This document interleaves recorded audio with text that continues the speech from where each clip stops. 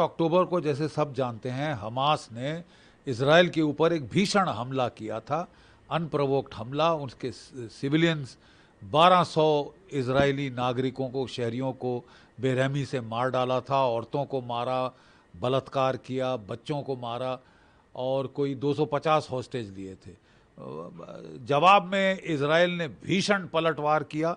तकरीबन 1 साल युद्ध चला है। अब उसने हमास की कमर जब तकरीबन तोड़ दी है तो उसने centre of gravity of operations को शिफ्ट कर दिया है और वो अब हिजबुल्लाह के बरखिलाफ लेबनान बॉर्डर पर फाइटिंग शिफ्ट हो गई है।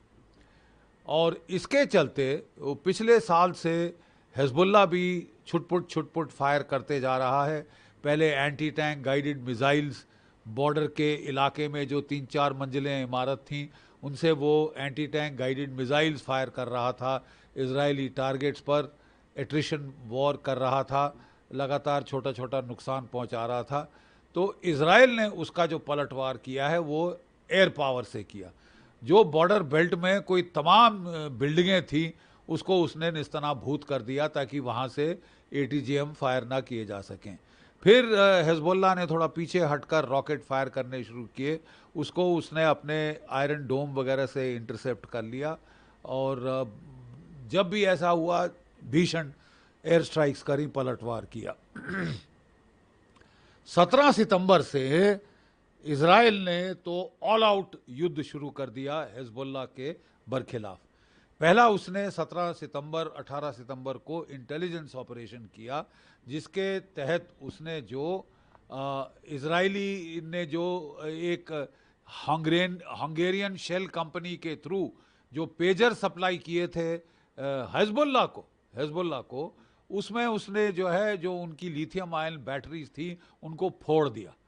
वॉकी टॉकीज में लिथियम आयन बैटरीज थी उनको फोड़ दिया और कोई 3000 घायल हुए हिजबुल्लाह के कमांडर, उनके ऑपरेटिव्स, उनके सिविलियन मिलिट्री ऑपरेटिव्स और कोई 35 मारे गए। सबसे ज़्यादा जो इम्पैक्ट था वो साइकोलॉजिकल था कि भाई ये अब कम्युनिकेशन डिवाइसेस का इस्तेमाल कर रहे हैं इस तरह के लीथल अटैक्स के लिए, और जिससे कि कईयों की आंखें गई हैं, पूरा आधा चेहरा उड़ गया है वगैरह वगैरह।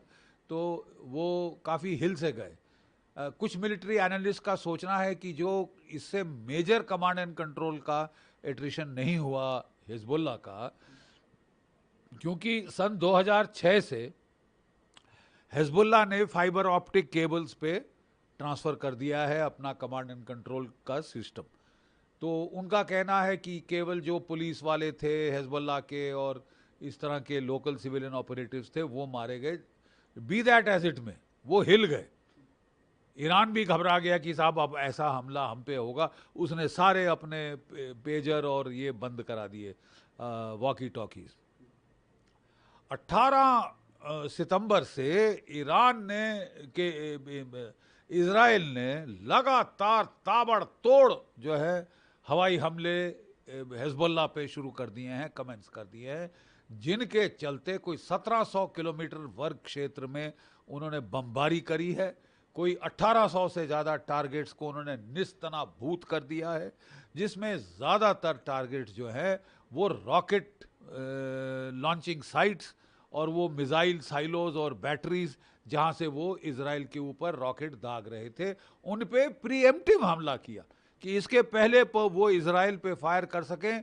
उन्होंने उनको पूरा मैपिंग कर चुके थे, उनको अपने सैटेलाइट से और ड्रोन से, और फिर आर्टिफिशियल इंटेलिजेंस से उन्होंने पिन पॉइंट किए थे कहाँ कहाँ पे एक्टिविटी है, कहाँ कहाँ पे मिसाइल उन्होंने छुपाए हैं, रॉकेट छुपाए हैं, और वो सारी टारगेट्स को उन्होंने बर्बाद कर दिया। और इसके फिर उन्होंने जो है कई कमांड एंड कंट्रोल टारगेट्स पे हिट किया। इस्माइल वगैरह, कादिर दूसरा, उन्होंने जो उनका रॉकेट लॉन्चिंग कमांडर था उसको मार डाला, एक और को मार डाला। और अभी लेटेस्ट जो है इजराइल ने क्लेम किया है कि उन्होंने हिजबुल्लाह के टॉप कमांडर नासरुल्लाह हसन को बेरूत में मार दिया है। अभी तक इसकी पुष्टि हिजबुल्लाह ने नहीं की है, लेकिन इजराइल कहते हैं कि वो बिल्कुल श्योर है कि हमने नासरुल्लाह हसन को मार डाला है। इसका मतलब उनके पास पिन पॉइंट इंटेलिजेंस थी किस बिल्डिंग में किस जगह नासिरुल्लाह हसन है। उनकी इंटेलिजेंस कैपेबिलिटीज़ की तो दाद देनी पड़ेगी।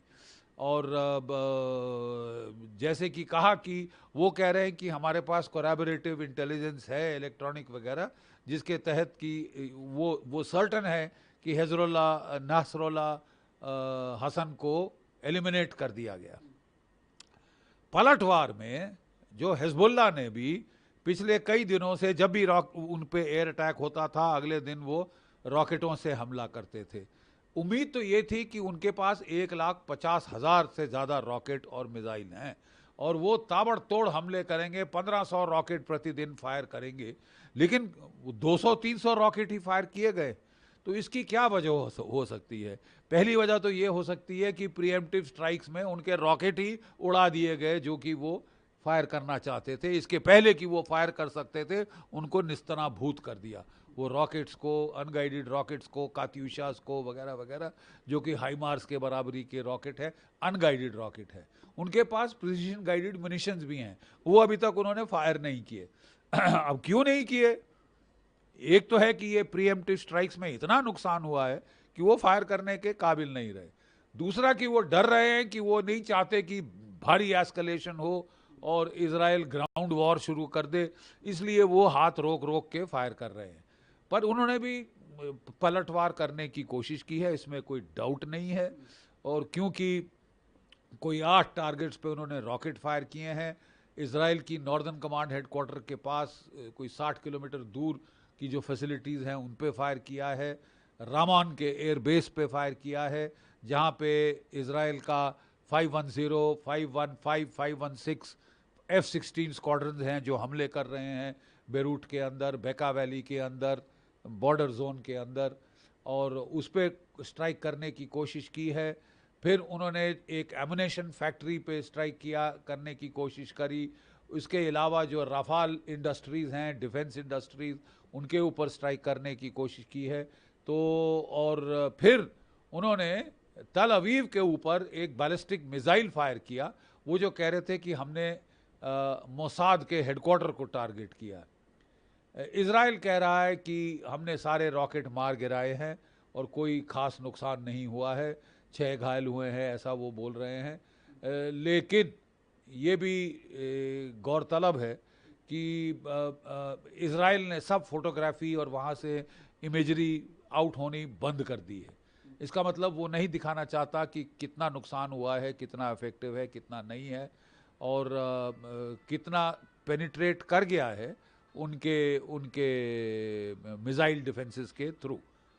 अरे यार, इसको कितना लीक हो गया है मिसाइल डिफेंसेस के थ्रू, आयरन डोम के थ्रू, वो दुनिया को दिखाना नहीं चाहते। बट अब बात यह है कि साहब, अमेरिका बहुत देर से चेता रहा था इजराइल को कि भैया एस्केलेट मत करो, एस्केलेट मत करो, अब सीज फायर कर लो, अब ख़त्म करो। इजराइल ने कहा कि साहब ये जो फायरिंग की है हिजबुल्लाह ने, इससे हमारे 60 से 70 हज़ार नागरिक हमको इवैक्यूएट करने पड़े हैं नॉर्दर्न इजराइल से, और उसके चलते साहब जो हमारी इंडस्ट्रीज़ हैं वो बंद हो गए हैं, वो बेचारे घर से बेघर हो गए हैं, और हम बर्दाश्त नहीं कर सकते। हमको ऐसी कंडीशंस क्रिएट करनी पड़े कि हमारे रेफ्यूजी जो हैं 70 हज़ार के करीब, वो वापस नॉर्दर्न इजराइल जा सके। हमको बर्दाश्त नहीं है कि कोई देश हम पे धड़ाधड़ रॉकेट फायर किए जा रहा है पिछले 1 साल से, और हम हाथ पे हाथ धरे बैठे हैं। इजराइल की स्ट्रेटजी हमेशा रही है कि जब 2-3-4 देश या दुश्मन उस पर मिलकर वार करते हैं तो वो चुन चुन के मारता है। पहले स्ट्रॉन्गेस्ट को जो है इमीडिएट थ्रेट को न्यूट्रलाइज करता है, फिर अगली थ्रेट, फिर अगली थ्रेट, इस तरह करके वो चुन चुन के मारता है। तो उसने अब हमास को न्यूट्रलाइज करके वो हिजबुल्लाह पे टूट पड़ा है हाथ धो के।